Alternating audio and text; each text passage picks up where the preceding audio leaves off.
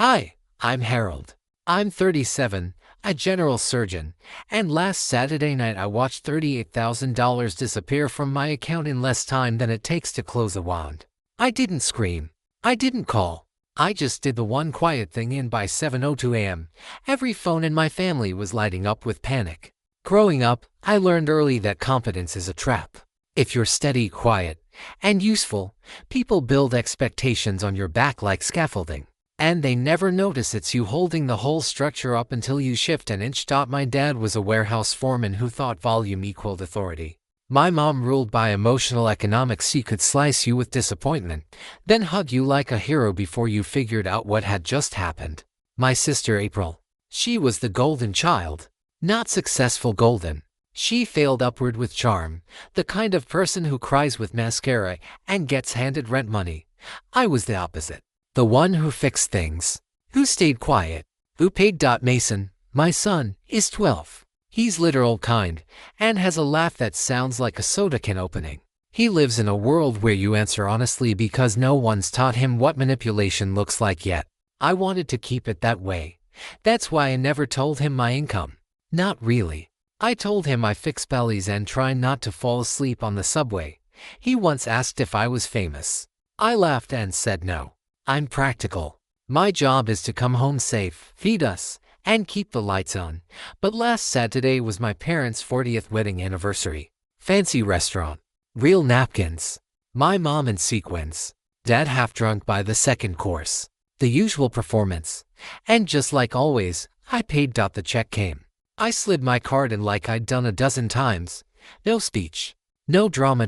But then Mom leaned across the table and smiled at Mason like she was telling a bedtime story. Your dad's still underpaid at the hospital. Mason blinked. I saw an email once, 30-something, for a month. April choked on her wine. Dad whistled. 30 for a month. Well, that's interesting. And that's when it happened. Mom reached for the little black folder with the bill and my card still inside. She gave me a wink. I'm just running this for one small bill. Help for April, family first. Dad clinked his glass like he'd just landed a deal. Mason looked nervous. I looked at my hands. I didn't say no. I didn't say anything. Not yet. 12 hours later, my account had hemorrhaged. Not once. Not a dramatic theft. A slow leak of just this and only that, and help for your sister. $38,000 gone. No argument. No warning. Just gone. But at 7:02 a.m. the next morning, I did the one quiet thing. And that was the moment the whole story began to change. Ready for part 2? You said : plus ChatGPT said part 2 at 7:02 a.m. I locked every single card. Bank app. Freeze. Savings transferred. Credit union new. Alerts on. Auto pays off. It took 7 minutes. 7 minutes to undo years of quiet servitude disguised as loyalty. I stood in my kitchen with the sun bleeding through the blinds and Mason still asleep in his bunk bed. My hands were steady. I'm always steady. Dior trains that into you. But that morning, it wasn't for surgery. It was for war. Not loud, not public, surgical. Precise. The calls started at 8:12 a.m. First: Mom. Harold, there's some sort of error on your card. The utility bounced. Could you just check? I didn't answer. 9:03 a.m. April. Hey, weird question. Do you know why my rent didn't go through? I'm getting like scary emails. No reply. 10:11 a.m. Dad. I don't care what happened. Fix it.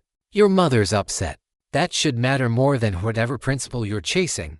Still nothing. By noon, they were up to 17 missed calls. I hadn't even left for the hospital yet.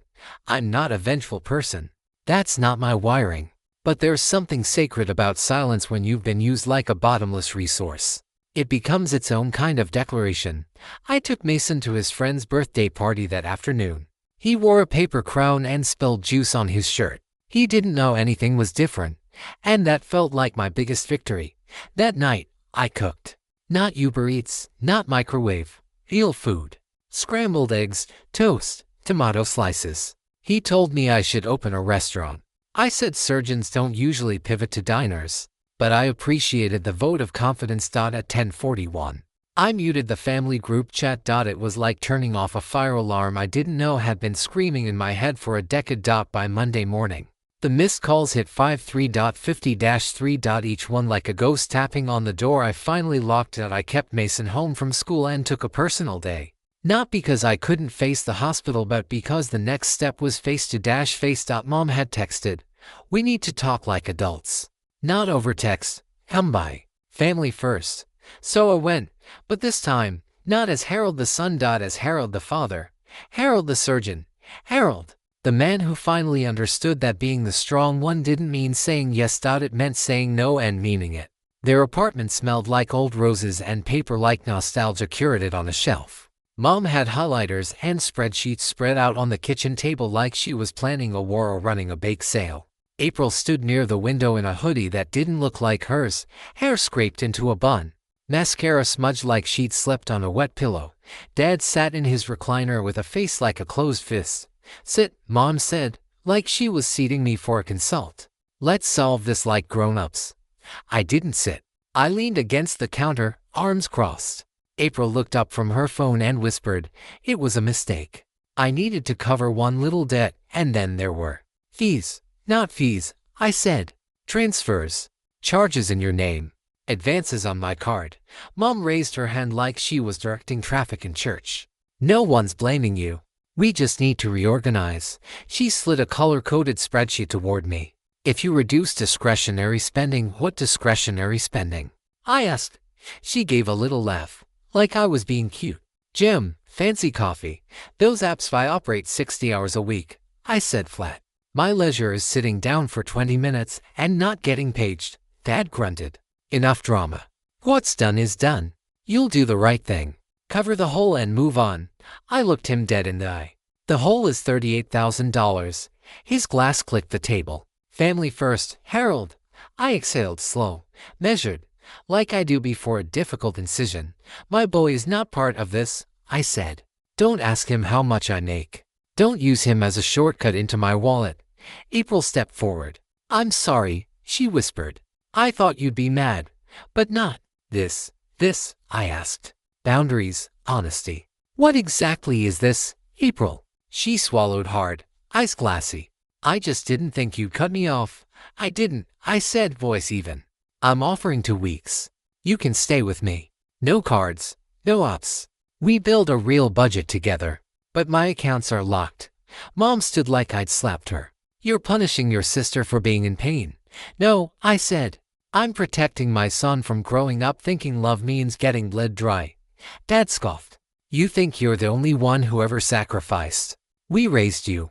We gave you everything." I smiled. "Not kindly. You mean the leftovers you guilted me for eating? Or the coat I paid off in 3 installments?" He stood, that old anger rising in his neck like a warning. "You think you're the man now." He spat. "You think that paycheck makes you better." "No," I said, walking toward the door. "But it means I no longer need permission to protect myself." April's voice cracked behind me. "Please, Harrow. That old nickname. Soft. Weaponized." I turned. "I love you, April. That's why the answer is no." Then I left. Click. Not a slam. A lock finally clicking into place. Back home, I made tea. Not the kind Mom used to steep when someone was sick. This was functional, herbal, forgettable. I sat at the kitchen table with my laptop, Mason's science textbook pushed aside, and opened 3 browser tabs: fraud report, in progress, transaction dispute, filed, credit alerts, enabled. Hard. Then I did the most important thing I've done in years. I separated the streams. Wages now routed to a new bank. No mobile access. Savings moved to a credit union with a 2-day withdrawal hold. Mason's education fund. Its own vault. Every card frozen. Every auto transfer stopped. No more just this once. No more only till Friday. No more Harrow will cover it. At 8:03 p.m. The phone started vibrating. Mom. Then April. Then Dad. The messages came in waves. Mom, don't be extreme. I reversed the last one. It was barely anything. Dad, it is graceful. You don't walk away from family. April, I'm coming over. I'll explain. Please don't hate me. I put the phone face down. Mason sat across from me, chewing toast like it required math. He looked up. Are we okay? He asked. Yeah, I said. We're better than okay. He smiled, big and toothy. Cool. Can I have more eggs? Sure. We didn't talk about money. We talked about his science project, something about heartbeats and electrical signals. He told me he wanted to build a fake heart that lit up. I told him I'd help. We didn't talk about Grandma or Aunt April or why my phone was buzzing like a wasp nest. That was adult noise. He didn't need it. But I did one last thing before bed. I typed out a message, plain and quiet. No exclamation points. No guilt. Starting today, I do not lend or share cards. I do not co-sign or guarantee. I do not pay other people's debts. Do not ask Mason about my finances. If you need help, I define it and I set the terms. If charges continue, I file a formal report. I sent it to Mom, Dad, and April. No group chat, just individually. So they each have to read it without backup. By midnight, I had 26 missed calls. By morning, 53. Mason looked at my phone over breakfast. Is it an emergency? He asked. No, I said. Just noise. What do we do about noise? I nodded once. And I'm raising my son. That's the job now. Not managing your overdrafts. You used to be humble, he muttered. I used to be poor. He followed me half a block. Like I was supposed to suddenly buckle from the guilt. Like I'd see the light and say family first through tears. I didn't. The rest of the day was pure muscle memory. Gallbladders. An emergency appendectomy. One terrified teenage patient whose mother wouldn't stop crying. I stayed steady. I always do. At 1:55 p.m. My phone buzzed during charting. Bank alert, $18,000 in pending transactions frozen for investigation. Not joy. Relief. The kind that doesn't throw a party, just unclenches your stomach. That evening, the doorbell rang. April. Backpack slung over one shoulder. Hoodie sleeves stretched over her palms like she was trying to look younger or smaller or more forgivable. Can I stay? She asked. Just the 2 weeks. No eyeliner. No pout. No harrow, please. Just April. Double quotes. Yes, I said, stepping aside. With conditions. She nodded fast. Anything. Phone off at 10:30. No online shopping. Job interview tomorrow. We budget tonight. Her eyes flicked up. Budget? I nodded. A real one. No magic math. No invisible herald column. She let out a breath. Okay. At 9:12 p.m., we sat at my kitchen table. Mason had gone to bed. The house smelled like mint tea and pencil erasers. I opened her bank app. We listed every subscription, every delivery, every only $9.99. For the first time, her spreadsheet didn't have my name on it. It had numbers. Real ones, income, rent, food, debt. It looked like a life. At 10:02, Mom sent a photo of her blood pressure cuff. 148/92. Your father is shaking. We're not well. You've made us sick. I stared at it for a full minute, then replied like I would to any patient. If you feel unwell, go to urgent care. I can drive you. Please don't use health to argue about money. She didn't reply. I slept better than I had in months. Wednesday morning came with quiet. No calls, no texts, no overdraft warnings. It felt like walking into a room where someone had finally stopped screaming. April made coffee badly, burned it, overflowed the filter. I didn't say a word. You were always the one who read instructions, she mumbled, scooping grinds off the counter. I shrugged. Surgery rewards boring people. She smiled at that. A real one. No angle behind it. By noon, she had her second interview lined up front desk at a dental office. Low pay, rigid hours, polyester uniform. Not her dream, but her budget said yes. Please. That afternoon, Mom sent a 3-minute voice note. Your father doesn't understand why you're like this. You've broken his heart. April might be homeless. Money changed you. You used to be tender. Money dirtied you. Harold, I didn't listen to all of it. I deleted it halfway through, not out of anger, for hygiene. Thursday evening, my phone rang again, this time. A number I didn't know. Is this Harold G? I paused. Who's calling? Collections department. We're contacting you regarding a debt linked to April G. This number was listed as her primary reference. Of course it was. That's not the debtor's number, I said calmly. Please update your records and remove my contact information. Are you family? Yes, I said. Then it changes nothing. Click. Silence. I stared down a long hospital hallway. Overhead lights buzzing like always. They're full of disinfectant and distant beeping. Funny how the word family weighs different depending on what sits under it. Sometimes it's a rope that holds you up. Other times, it strangles you. Friday morning came with 22 more bank alerts. Each one, attempted charge declined. Each one a drip of proof that the mistake wasn't a mistake at all. It was an assumption that I would always carry it. At 9:12 a.m. The bank reversed $12,700, not all, but enough. Enough to breathe again. That afternoon, Dad texted, "Come to dinner. We'll talk." Like men, I didn't reply. I flipped burgers with Mason and set the table with April.